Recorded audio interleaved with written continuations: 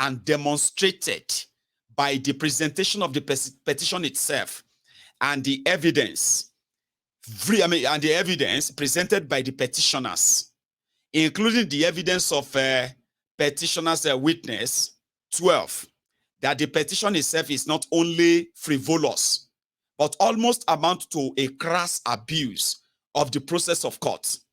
In conclusion, this address may, in concluding this address, rather, may we draw your lordship attention to the memorable pronouncement of the Supreme Court in Elias v. Omobare, which I told you earlier. So it's like, there is no evidence of anything, my lord. It's just hearsay, no exhibit, no nothing. Okay? And this has made so many obedient, so like they are so raging. Do you want me to explain that? A lot of them can see through the ridiculousness, the joke, and they are boiling. Sure, you get? They are seeing the, the sort of the mockery of this same judicial process, and they want to see that what the judiciary go do, go. I have told you, they are going to surprise you. Those of you who are expecting them to follow evidence. Although, like I said, I'm going to get you the copy of that of Peter Obi. All right? I'm going to get the copy for you. Because what they do is, I think they are going to go first. Then Peter Obi and his lawyers will go next. So Peter Obi's lawyers will go next. Or Labour Party. So once I have the copy of their own, and while they also word and phrase theirs, I'll bring that back to you here. But disobedience was so kind of raging, like, who made these people senior advocate of Nigeria? Your law, the law that is meant to conduct your election, you decided to push it aside and say it doesn't really matter anymore. What happened to your electoral law that said this is what you would do, this is what you would do? Then you changed that in the middle of the game, and you don't want to kind of explain that. Like, who does that? So everybody is seeing through how this is going to pan out. Me, I know how it go pan out. The only shock we are they expect is to see a breaking news that says Tinubu disqualified. Peter Obi declared the true winner. And the whole country go shake like that. The whole world go shake. Everybody wait there everywhere. All Nigerians wait there everywhere. They go, they shake, say, oh, more, wala they come. Oh. And another time, everybody going to say, wala they come. You know what I mean? Like, this has never happened before. Oh my God, that's it going to be. We hope the Supreme Court is going to save them. Hope Supreme Court is going to, hope Supreme Court is going to, you know what I mean? What if the Supreme Court says yes, I'm waiting go happen. This one never happened before. You know that feeling that you are, I want to see how that feels. That's the only shock I can see, but I'm not saying that. I mean, that's the only shock I will expect. So if they announce that they have said there's no evidence, throw them out. Because Olanikwekun just told them, Olanikwekun belonged to the League of Benchers in Nigeria. You know, that kind of a secret court of lawyers in Nigeria. You don't know about them. Nigeria is a crime scene. Make I tell you once again, okay? They have something called League of Benchers, Abi. Yeah, remind me. I don't know if I get it right, but I know see they call them benchers, Abi. China League of Benchers, Abi. It is like the secret court of legal practitioners in Nigeria. Sure, you get. It's like, sort of partying with the big boys. Sure, you get. If you want promotion, if you want to meet judges, you know what I mean? Like, you meet all judges, you meet all the senior. If you want to become a senior advocate as well, sure, you get. Once you know anybody within that space, your life could just stay smooth in Nigeria legal system. You could just be like, say, you'll be this Lincoln lawyer. Sure, you get. Or devil's advocate. You know that one, Tell me, what do they call them? Life bench. No, she life benchers in it. And once you become part of that, you are going to be part of that for life. They have so much influence. They have influence. Some of them are not lawyers, some of them are not judges, they are just lawyers, Baba, they have influence over judges. Then they influence people to be judges. They have political connection, all of that. So if you know them and you are practicing law in Nigeria, your life go this smooth until you probably kind of clash with any bigger fish that belong to them. This Olanikwekun, Wole Olanikwekun is one of them. Were wiki, unyen some were wiki, or were it onyen some wiki, the reverse, is also a member. Wike is so powerful, within their circle. And what makes him more powerful that time was because he was the governor of the second richest state in Nigeria, Rivers State at the time.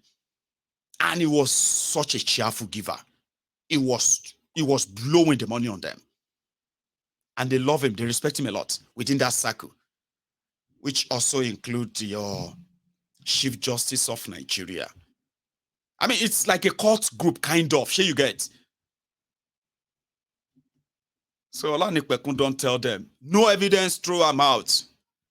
Or, obedient to tell you, they'll say, you don't know Dr. Levy. I be Levi. I mean, sorry, barrister, I be San Levy. The obese lawyer. That one, is like somebody where they say Kamoru and Olifi, the Evander, be Tyson, being called. Those people which are the fight, they'll say 22 knockouts. They say 22 fights. 22 win. Out of the 22 win, 18 knockouts. Out of those win, 2 to automatic death.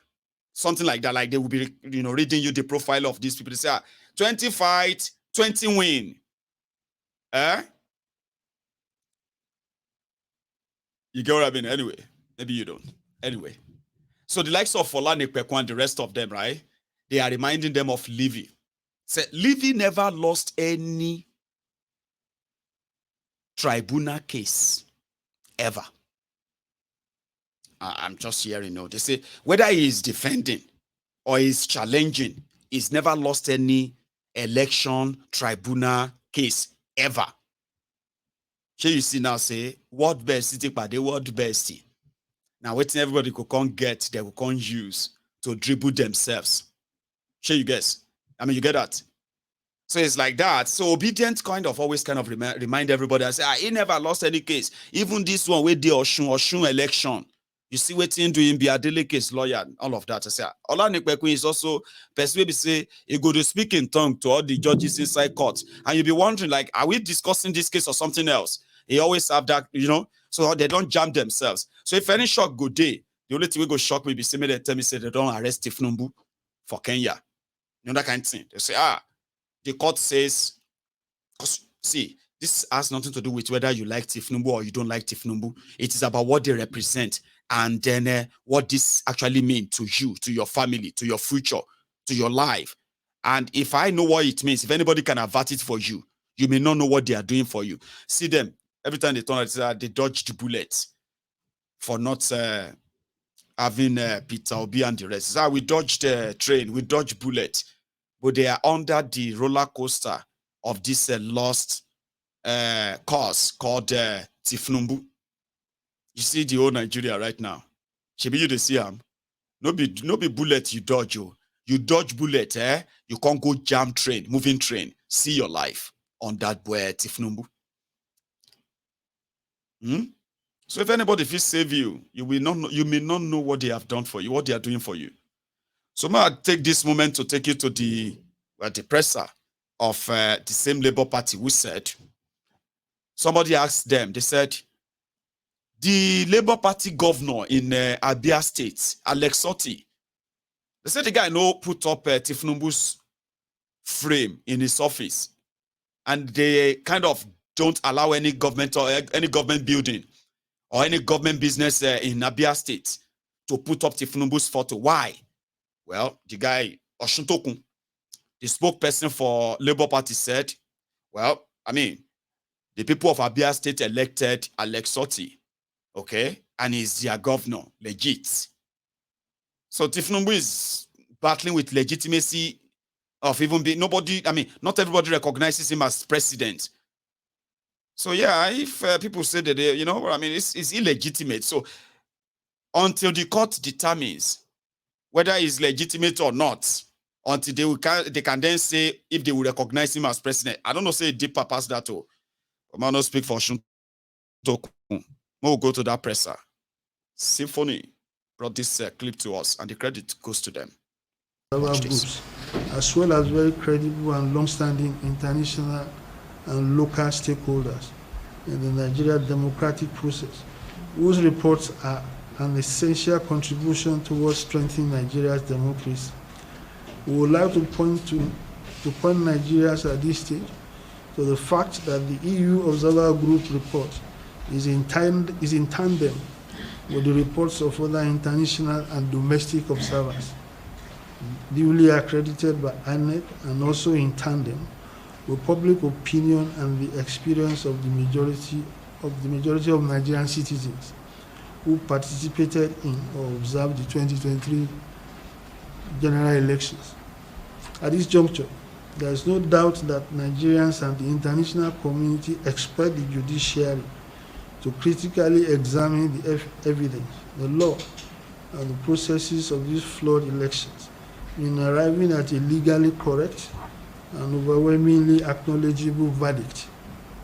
We urge the people of Nigeria, youths, elders, voters, and all citizens to continue to follow the legal process patiently, keenly, and peacefully to final resolution. In conclusion, we commend the international community and civil society for their continued support in growing and consolidating our democracy. It is now only logical, bolstered by the final Observer Group reports, that the international community take immediate and appropriate punitive action against Professor Mahmoud Yakubu, Barrister Festus Okoye, and other top administrative and field staff of INEC, directly complicit in the desecration of the results. We also demand unequivocally the immediate dismissal from office and prosecution of Professor Yakubu, and the commencement of forensic financial investigation into the expenditure of budgeted disbursements and donors' funds received by INEC, not least of which is the 300 billion naira appropriated from the National Post, as well as other funds and materials received from international donor agencies. Once again, we thank you, the media, for your continued dedication in reporting this extended resolution, and Nigerians all over the world for their alertness and steadfastness. On February 25, 2023, we came out to draw the line and halt our country from the paltry domination of bad governance by voting for vision and for competence. A new Nigeria is indeed possible. Thank you for your time and patience.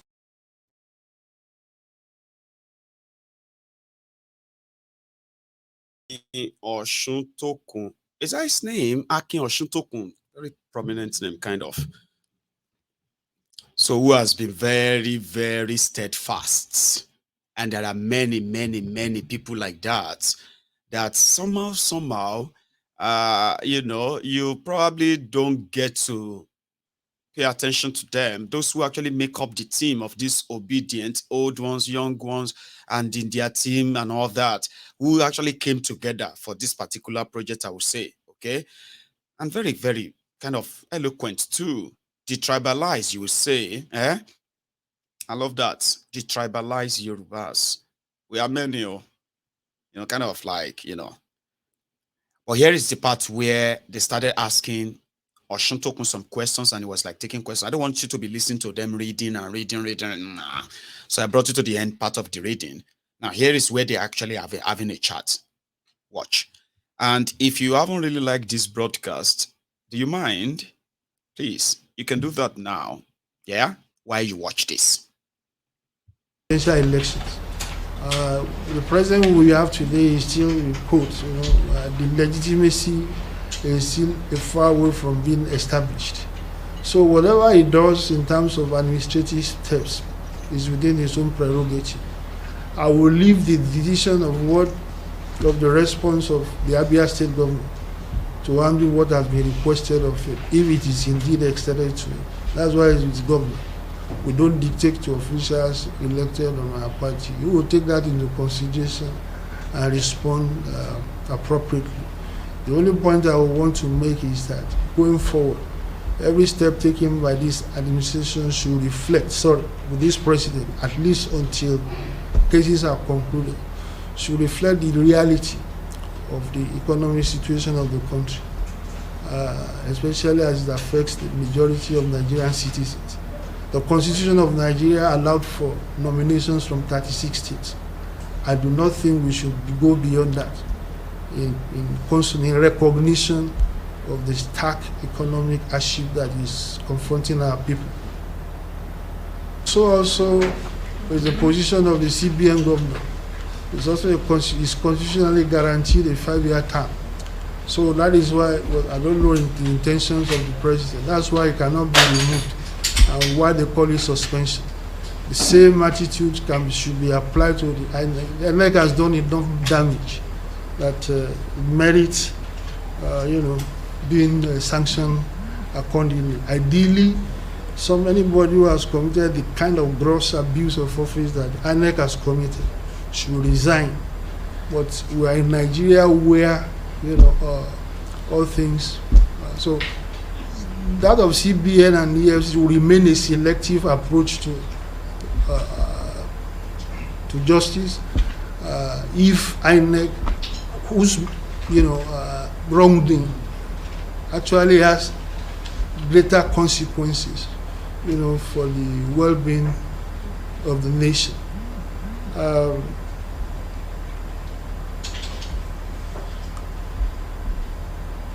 There is a point I would like to make, please listen very well. Now, from all the observer group reports, what you will note, and even from Nigeria, among majority of Nigeria, is the severe condemnation of INEC in all facets of. Now, is it not contradictory to expect that an agency that does stands condemned will produce a honest result? I mean, there's something contradictory in saying that somebody is a thief, and then something is stolen and said, no, it's not him. He has stole the thing. So this is a big conundrum or contradiction for us to establish. If INEC is guilty as charged, that puts into contention and untenability of the results from such a compromised agency. The one was saying something about the INEC, the resident electoral commissioner in Lama State. You can see the efforts being made by the authorities in Abuja in quite an escapist manner, trying to say they want to discipline when they are the father of all the wrongdoings. There is nothing that the INEC direct man in Adamawa has done that this INEC in Abuja has not done 10 times worse. So, physician, heal thyself. You are pointing at the beam in somebody's eyes and forgetting the log, in your own eyes. So you see that, as I said, look, you can say we as parties, we as a party, we are partisan, right? So we have reservations and criticism. But what about objectively independent organizations, both in Nigeria and outside, coming to a consensus that this INEC is not credible? If the INEC is not credible, how can we expect results emanating from that same group to be credible? So this is the reason I think they've done enough damage, and at the very minimum, Chinaza was saying that if he has any shame, he will have resigned. But if the president has political will, there are ways of going around that. He can be suspended from office. So that's Ashutoku talking. But it's like pushing it back to somebody who just benefited from the fraud. And you're asking him to probably suspend the person, his benefactor. I mean, nobody talk about, you don't punish your benefactor now, you reward them. If Emefiole had played ball, maybe Emefiole will still continue to be your central bank governor, and it's going to be a luta continua. Sure, you get. Talking about a luta continua, this also brought to my attention the Nigerian students, the youth. We have seen the women. You remember, we were talking about this the other day, right? You see women, you see elder statesmen, you see alphas, bishops, all of them. They are taking turn to go and see Kolu. But when it was the turn of the youth, the people who are supposed to be the demography, facing the worst and the worst economic hardship under these corrupt criminals, when they met with Kolu, see greetings, Aye. Coronavirus for your enemy. Corona. In Nigeria, down a few days ago, you know. Three corona for his enemy. Corona. For his enemies. The bill. Three corona for his enemy. Corona. For his enemies. Future leaders, Nigeria future leaders, sitting with their ancestor, with the little Chris and then and Fanta, and some word of Naira notes. They sat there. Corona for his enemy. Corona. Make you say yeah for his enemy. Yeah. The future leaders, when they start with the president of Nigeria. The joke is on you. The concluding part of Oshuntokun's presser, where they are not just asking for the sack or arrest of Mahmudu or Mumudu Yakubu. This part. Going around that, it can be suspended from office, just like what they have done to the CBN government. So it's all, the only thing required is political will to do the right thing. But being the beneficiary of INEC's mischief, I wouldn't put it. I don't expect that. But if they have precedences, if in truly they are being honest with Nigerians. You remember the late president, Moruyaradua, that we quite openly acknowledged that, INEC and the results that were declared, they lack credit. Well, they are not of, and so he went ahead to set up an election review committee under Justice Mohammed Wais, to move Nigeria towards the objective of attaining credibility in election management. And President Jonathan, Goodluck Jonathan, did a similar thing. So of course you remember that he didn't even wait for the elections to be concluded before doing what they do in established advanced democracies, and that is to save the country from trauma, from bickering, by calling President Buhari to come and, So, and of course at that time, you remember the conduct of these same APC people. They went so far as calling for the formation of the parallel government. So you can see the contrast in conduct, in the conduct of what we have today and what we have then. But more importantly, of course, is INEC. One of the problems of Nigeria is impunity. People will do wrong things, commit grievous offenses without any sanction. If this INEC, the chairman are not sanctioned, what will be the disincentive of future chairman of INEC not to do the wrong thing? After all, nothing will happen to you.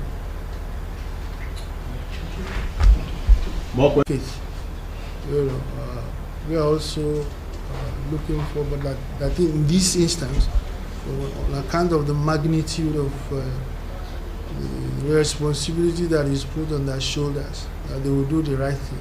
In terms of proving our own case, I think we have done it beyond reasonable doubt, categorically, and of course, the PDP also has its own.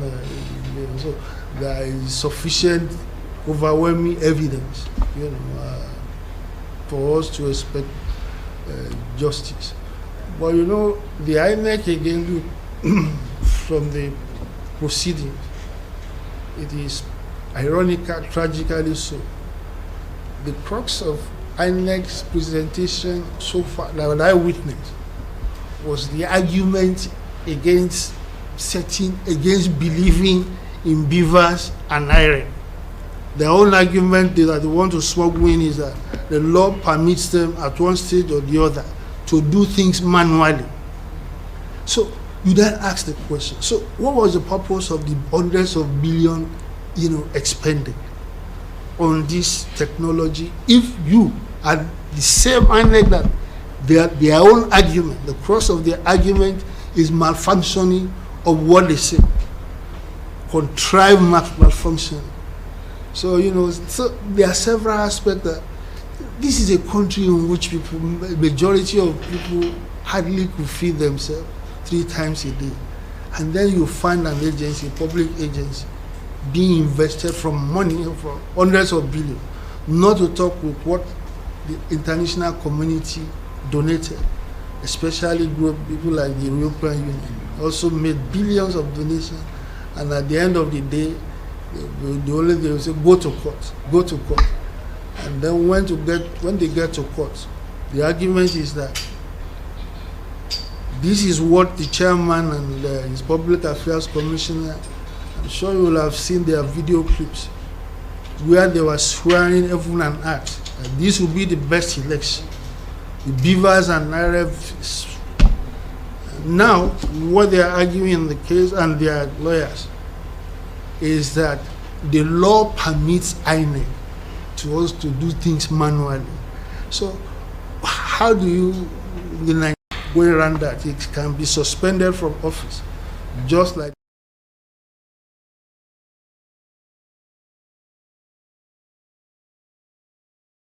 better because it's very much there. He's been in court. He's been to court many times during the old trial. But do you get that? So how do you trust that same agency, that government agency that violated their own law brazenly and shamelessly too, without any shame? Talking about agency violating their own thing or maybe acting lawlessly. It's not new to Nigeria. Okay, I'll show you somebody. To some of you were like, sorry, Mayegun, who is that Olanipekun? Now this man, in one of the trial, or let me say during the this case, this guy, when he was defending Tinubu's Guinean passports and Guinean citizenship, this man we put on this wig is a senior advocate of nuisance like others, okay? But he came out and he said, the passport they are displaying is expired. So does that mean if your passport expires, your citizenship expires, It was like a joke. It's a complete joke. But, he's doing his business. It's not like, it's not like a rookie. I'm talking about somebody who is grounded. He's made billions for himself in this course of 24 years that Nigeria is having this sham democracy.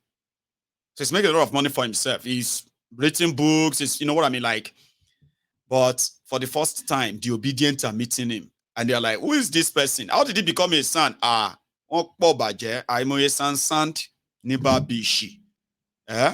Leleko. And he's one of them. So talking about agency violating their own rules and acting lawlessly, shamelessly, something happened in Delta State. Very sad, all right? They said that NDLEA, they were looking for drug dealers. So they started what they call the drug raid. And when they entered the community full of children, families and all that, they didn't care. They started shooting indiscriminately. And it was pretty much like nobody was actually shooting at them. They were just shooting like scared wearies with guns. They're supposed to be the confident one or looking for drug dealers. So nobody was shooting at you. He started shooting everywhere. Stray bullet hit 2 brothers in their homes. And when they did that, a little boy and then his other bigger brother, when they discovered that they have killed, where they thought they've killed 2 siblings in the same household, they didn't even offer any means of help. by saying, oh, we are so sorry. This is an accident. It was an error. Let's take the child. Let's rescue the child. No, no, no, no, no. The typical Nigerian government agency, they entered the advance. They ran away. The father of the victims picked up his car and he started chasing them. You will kill me. You just killed my sons. You just shot my sons. You just shot my little boy. You've killed my little boy. Please help me. People picked their numbers. And eventually it worked. It's kind of traumatizing. Sorry that we have to replay that here. I'll try and stop it once you feel like, no, you're going to remove it. It's not gory. It's just the experience. And as parents, I don't know how you feel. I felt shaken watching this. Unfortunately, they lost a boy. The senior brother is still recuperating, fighting for his life in the hospital right now. These guys said they were looking for drug dealers in this part of Delta State in Nigeria. They shot 2 members of a family and they ran away. See them. People should come out and help me. This police just straight bullets. They just did straight bullets. And I'm following them now. Yesterday, 2 brothers. One, 2 years, 6 months. And the other one is 1 year, 4 months. Were shot yesterday. I don't know how it happened. I don't know. But yesterday, NDLEA came to Asaba to raid along Onam Road by Swiss Spirit. And they started shooting gun. And the bullet pierced through the shop and touched the 2 boys. 2 brothers. 2 blood brothers. The father had to use they ran away. The father has to enter his vehicle and started tracing them, following them from Asaba to Ogwashuku, where they have their office in Ogwashuku. Now that boy now is dead. The senior one, the 2-year-old plus son now is dead in the mortuary right now in Asaba, FMC Asaba. Look at them. They have killed me. Look at them. NDLEA have killed my son. They have killed my son with straight bullets in the shop. They have killed my son with straight bullets in the shop. NDLEA.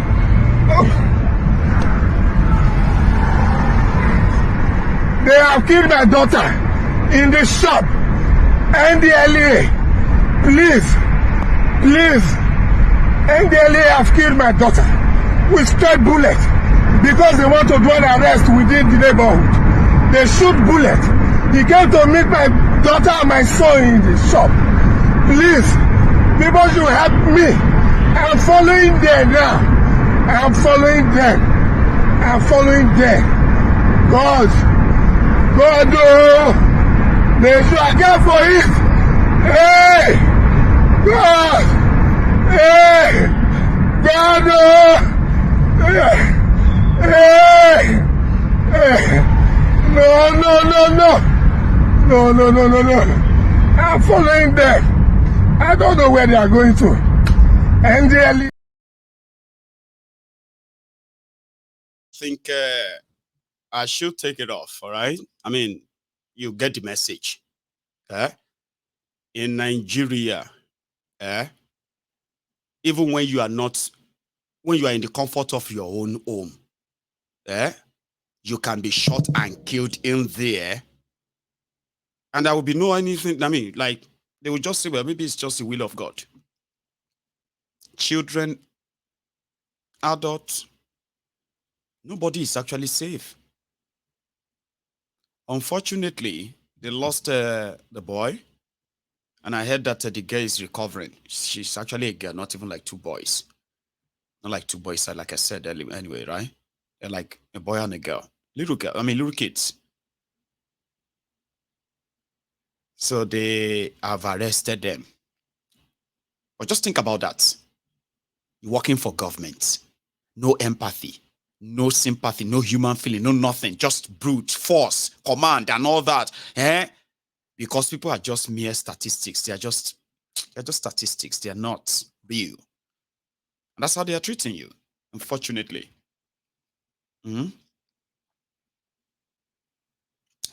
Well, let's let's go forward. Like I said, that doesn't feel good. And I can't imagine if I'm sitting down here right now and then I just hear pa, pa, and something has happened to any of my kids while they are sleeping or while they are playing in the compound.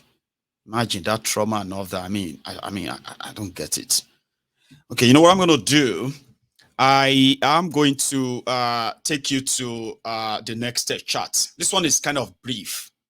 Okay, this one is like an announcement. Then we'll go to the next one again. And I'm thinking maybe I'll take calls. All right, but we'll see to that. We've been talking about Labour Party, Tinubu, the tribunal, and the rest. I think I have a copy of where the man himself had a chance of probably just, being in public and speaking at length as well. I'm talking about Toby himself. All right. So I want to use that as our intermedia, where have you now, before we go towards the, phone calls and all that. Okay. Well, we're not taking calls yet. Obi. Now, His Excellency, Mr. Peter Gregory Obi, the People's President, distinguished family man, presidential candidate of Labour Party, highly intelligent and lover of children. Please, a big round of applause as he's come off stage for the keynote address.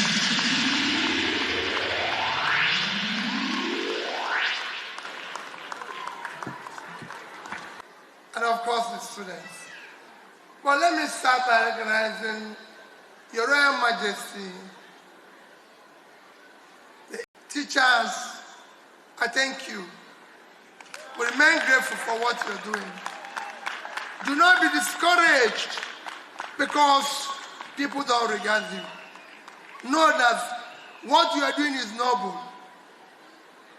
It is important for the society.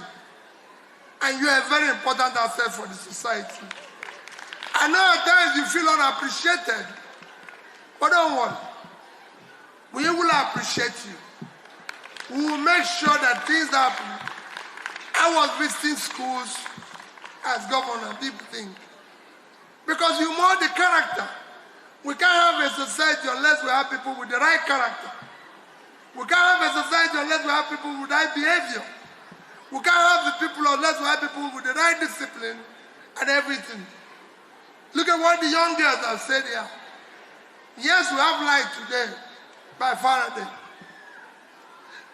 Because he had a basic education, which is very important. Yes, we're able to get other things that we enjoy today because people had basic education. And young Mr. Emefiole, I will even tell you more. It is that basic education that made us drive car today. Engineer Benz was able to go through education. Was able to go through education. And I attended a polytechnic school. And today we have car and we can drive around. So was other discoveries. Women today celebrate their Gucci design and everything because we have somebody who had basic education and went to work in a Savoy hotel in the UK, Garcia Gucci, and saw that people were not using the leather bags, were not strong enough, and went back to his native Italy to do that because he had basic education. We are celebrating the world of telephone, world of mobile phone, the world of ICT today, because of so many other young people that were educated.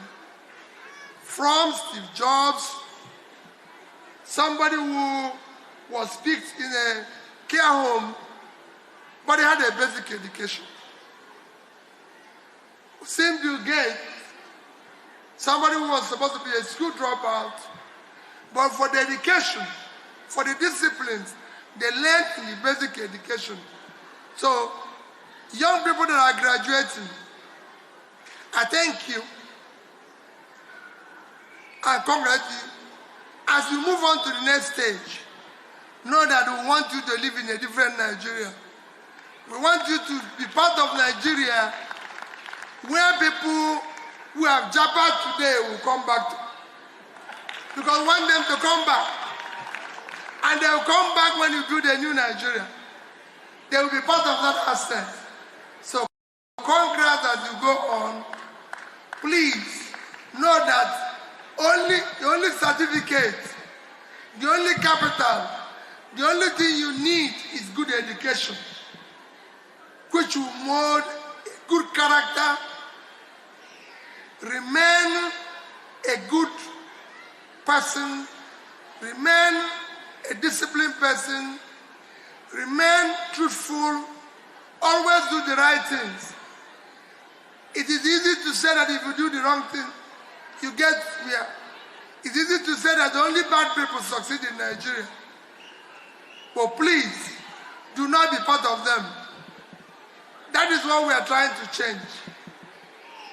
Remain with your classmates, because I can tell you, in the next Nigeria, you will not be a leader unless you've attended a school, unless people know your classmates, unless you have good certificates. We want to change it. So people will say, I want to pay SETA, and they will say, yes, he was in class with this person, this person, this person, and he will be celebrated. And you bring your certificate, nobody will doubt it. Because you want to pay SETA. We want you to go to universities. And parents, thank you for sending your children to this school. Thank you for being there. It is not easy to educate children today. It is a difficult thing. Often at time, your choice between how to feed and how to pay even the little school fees is difficult. Especially in a difficult place now where nobody knows who is poor and who is rich. I was telling my people that we need to go and find how they roll for this 8,000, because we have names of people that will add there. Because even those that are paid like teachers, they need that 8,000 to accumulate, because everybody is not poor in Nigeria. But I assure you, parents, your investment is not in vain. Investment in education is the most valuable investment you can do. It might look as if you're doing the wrong thing, but your children will grow to be great people, especially if they go to good school. Nigeria will be great. Nigeria will eventually become a country of destination, a country where people want to go and live. I assure you that the sacrifices of all of you will not be in vain. Let us sacrifice today. We have no other country except this one. And only us can build it by our sacrifice. What shall I say unto the Lord? Yes, Lord. All I have to say, Thank you, Lord. what shall I say? Thank you,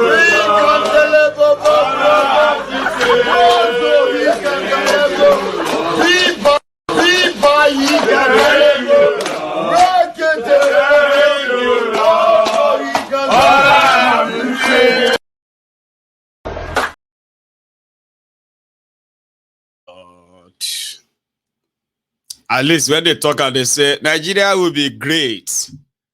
One day I say amen to you for you. But that's to be there. Just kind of give you something that you can possibly clearly criticize. He's speaking out loud and clear.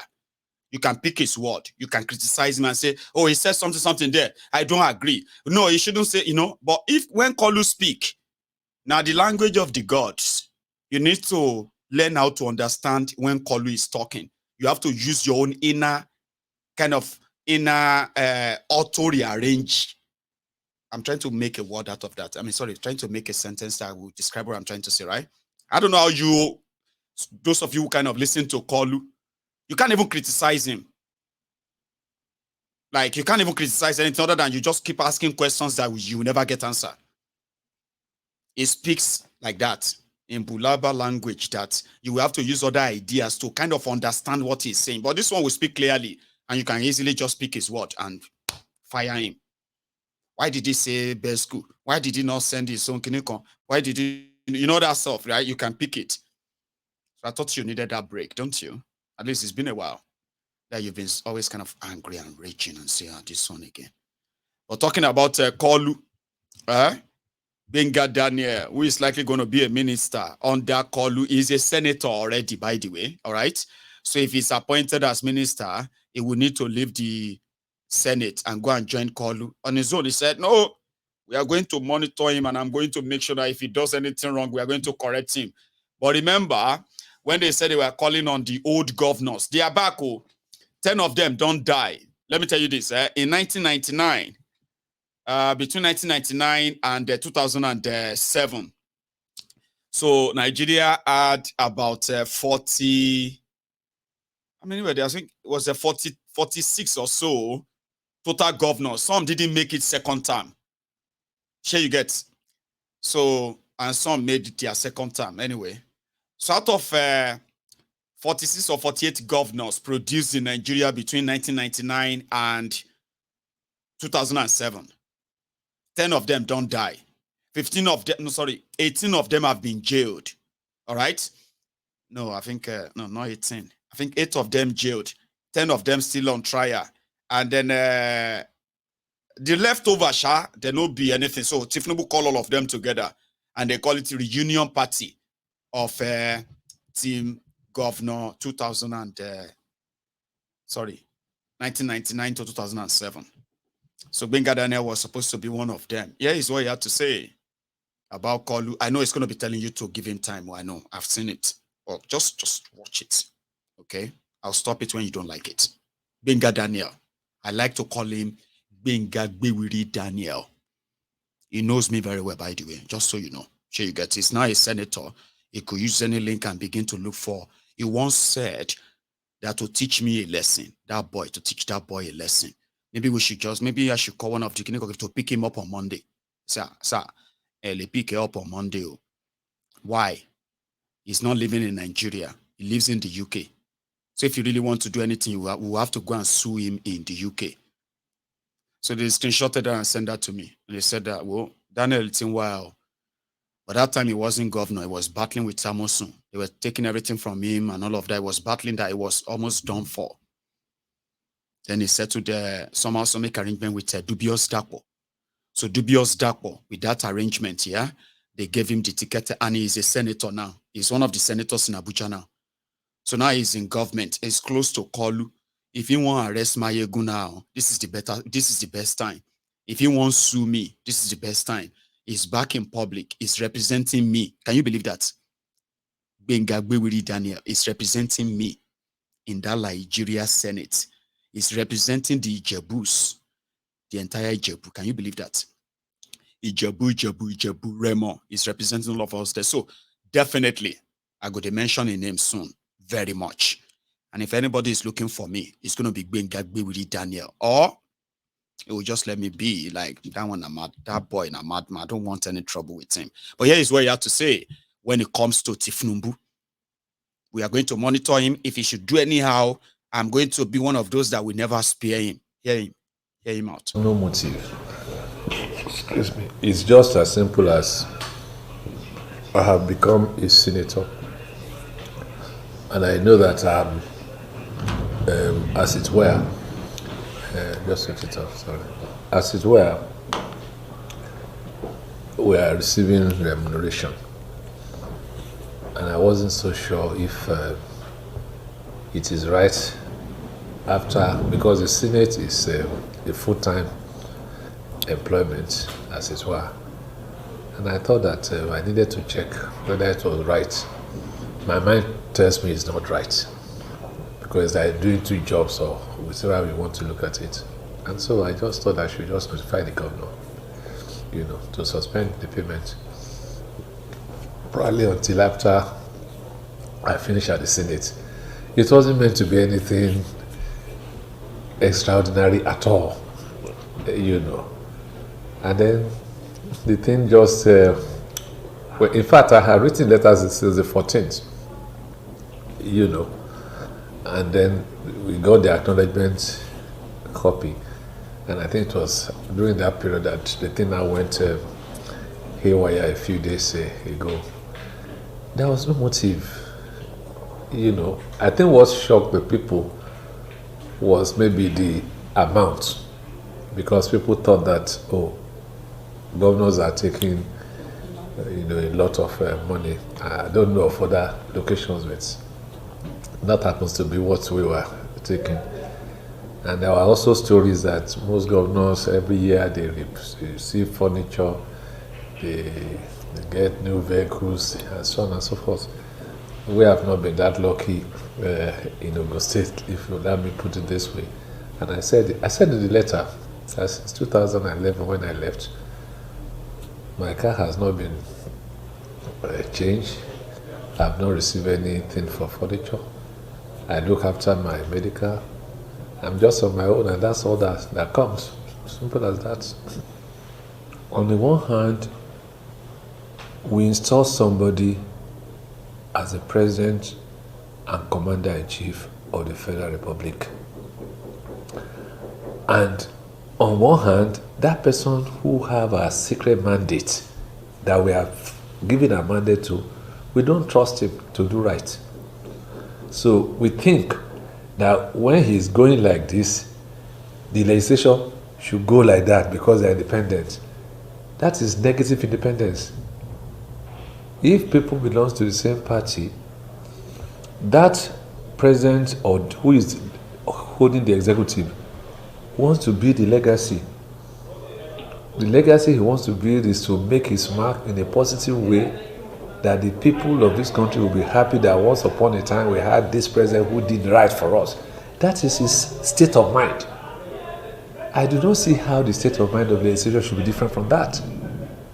The legislature is also there that, okay, I want to make a mark. I want to help my people. So the objective of the legislature and the objective to a large extent is coterminous, especially when they're in the same party. So there's no point the legislature want to prove to say that, yeah, I'm independent, so when the legislature go like this, and I go like this. What is the objective? Where do we go from here? People have condemned, they said the night legislature was a rubber stamp legislature, and I said, okay, let's compare that one and the one that was not before it, that was not rubber stamp. Which one achieved more?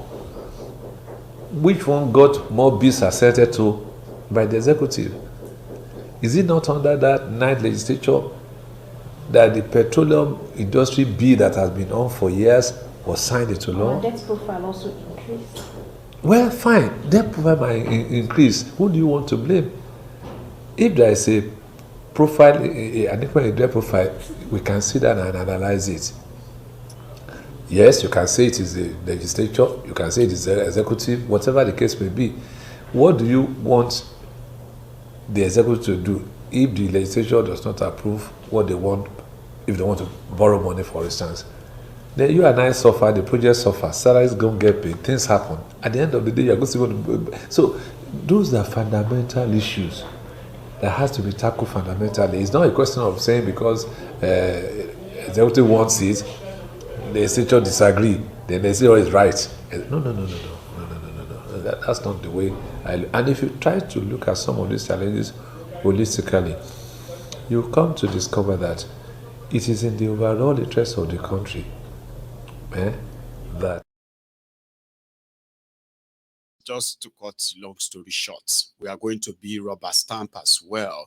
You see that man?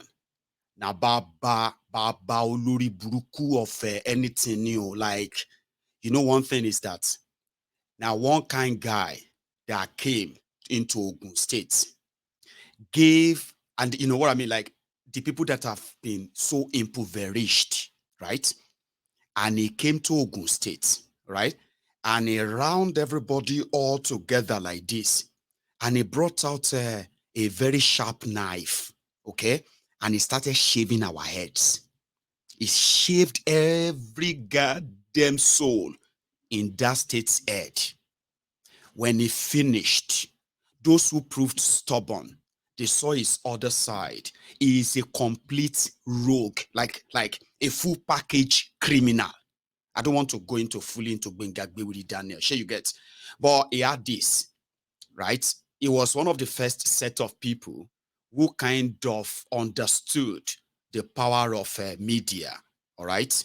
And then when we talk about power of media, yeah, there are a lot of people, other people embarked on. This guy stole 51 billion from my state, Ogun State. 51 billion naira. Like, immediately he left. Amosun, his successor, was feasting on him. Baba, this guy sold his state properties as scraps. You know what I mean? They have this, they call the Gateway Hotels. It's like a franchise built by the state government with the state money for years now. And they are like this 5-star, like continental, intercontinental hotel, kind of like that, 5-star. This guy, you know what he did?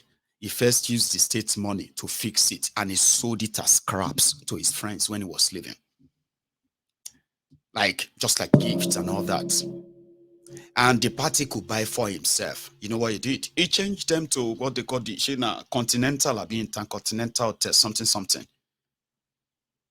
Land in Ogun State. Benga. When it comes to, it was one of those, it was actually the one who mapped out the land in Ogun State, and he made them choice lands that he actually gave to his own friends. So when Amosun came, he was feasting on him. This guy was so corrupt, so roguish, that he was building what could have been the tallest hotel in Abeokuta, the state capital, just next to the state secretariat, the government secretariat in Abeokuta. When Amosu came, he was taking things from him like it was like they'd almost nearly run him out. You see, the Senate that he's in right now, is like a compensation, like just get something to kind of recover yourself back. His wife had to relocate permanently to the UK. They call his wife Yeye, the former first lady of Ogun State. She had to like leave completely for some time. She's a beauty hairdresser in Maryland before they became, they were rich. I'm not saying they are not, they are like rich, comfortable through some of their connections before now, right? But this guy duped my state, duped all the states, all the local government areas. This guy was the one who coerced the local governments in my state, Ogun State. He coerced them to sign a non-disclosure agreement, NDA. You know what is in that NDA? They will hand over all their allocation to him every month. And then he will then come to their local government to come and fix if they need anything. They should come and ask him. He started it. By then, he was giving them, he would take the money, give them some percentage. When Amosun came, that will not give them anything at all. And nobody dare complain. He set the state, Ogun State, to the path of this fraud of substandard projects, inflated projects, non-existing projects, using the state as a collateral for money here and there that will never be used for them. I mean, when people started talking, this guy ran mad. He sent all his courtists after anybody. It was hell in Ogun State, and I actually lived through that, just so you know. But when they ran him out, they was almost broke. Very broke. And it took him in the wilderness for years. At a point, he almost became like a diaper carrier for Tinubu. I'm telling you a true life story. So the Dakwabiodun had to make arrangement and say, okay, yeah, they should leave it for him. Buruji Kashamu, when he was, it's a long story. Now he's a senator. See him talking about how much they were giving him. The money, because he wrote a letter and he said they shouldn't pay him the pension anymore. Now that he's a senator. So he rejected he said the pension they are paying him was about 650,000 naira as a former governor, which is lying. Okay? Or maybe not, because his successor was Amosun. That one would never pay him a dime. Sure you get. Then Dakpo came there, possibly has actually given him all the money. So this guy came out and he wrote a letter and he said he's now forfeiting 650,000 naira salary of his pension, because he's now a senator. Who they deceive? Look at him, old man. He's getting older now. He's got grown-up kids, that he's probably raised with all this blood money and all that. Seriously, contaminated money, right? So he rejected 650,000 naira for 30 million naira a month. Make that make sense? So that's what popped up in that interview. And they said they were going to be the rubber stamp for Tinubu. Anyway, it's not going to be new. Sure you get. Like he rejected 350,000 naira pension for 30 million naira every month. If not you, you know, go pretend say how much is 650,000 compared to 30 million as a senator, and possibly more than 100 or 200 million naira almost every month if he can play his card very well. What if he becomes a minister too? Now he can have actually signed a proper check of money or continue to pad what they are padding. Talking about the senators, you heard that when Kolu puts together his 500 billion naira palliative, the senators removed 70 billion. They wanted 70 billion. They needed more. In fact, talking about padding, they said that the request of Tinubu for 500 billion and other things they added actually gave the Nigerian senators, the Nigerian House of Rep members, and the National Assembly, it gave them a whooping 200 billion. The 70 billion you heard, that one are just peripheral. You know what I mean? Like surface, deep down, they actually dug their dirty hands into your cookie jar, and all their face everywhere is kind of like, you know what I mean? Right now, they need 40 billion naira bulletproof cars. No, sorry, not bulletproof. 40 billion naira to buy cars for all of them. And the leadership of the National Assembly, they need at least 21 billion of that 40 billion to buy bulletproof cars for the leadership of the National Assembly after collecting that 70 billion, which guarantees every person using their own number to divide the money, every National Assembly member will walk away from 70 billion they collected. I mean, they earmarked for themselves. So each of them will walk away with 124 million naira or 125 million naira approximately from that money. Now they need money for cars, and that will cost you 40 billion. The rest of you will need to brace up. Okay? I mean, you don't need any luxury for now. The country is hard. The government is working hard to make sure that you can be able to feed your family and live normally. Okay? So please, you should learn how to live through this hardship. Okay? You don't need any luxury. You don't need too much driving or driving your car. You know, you need to learn austerity measure. They're asking you to, not me, because I know the Nigeria, and I would never be part of that, by the way, except that I'm actually not spared from those who are going to be victims of all of this too. Directly and indirectly, all of us are sharing it, aren't we? I've spoken for 2 hours. That's a stretch. So I'll take calls, just maybe 1, 2, 3 calls. And if I can't take more, I'll just tell you good night. I know the stress these days again, sure you get. My system says, you know what, just go and sleep. And that's me. I'm just going to be like, oh, I'm so sorry. Yeah, I'll see you some other time if you don't mind. You know what I mean? Like that. But yeah, we'll do same tonight. So if you are still here before you leave, you can like the broadcast, okay? Still share it. Subscribe to my channel. Facebook will never let me reach my audience. I've come to accept that. And I'm working around on how to close that Mayegun's Diary Political on Facebook. But it won't give me the option of deactivating it. I'm still going to keep looking. Then I will build the real Mayegun's Diary Political on Facebook, which can possibly reach the better audience or all my audience. In 2 years, I can do that. But for now, those who are able to see me or watch on Facebook, try and share it, okay, if it allows you. Some of you can't even comment. Some of you can't like. You can't share. That's how horrible Facebook is. But I'm going to be back. I'm going to make another tea, then I'll take calls. Don't go anywhere.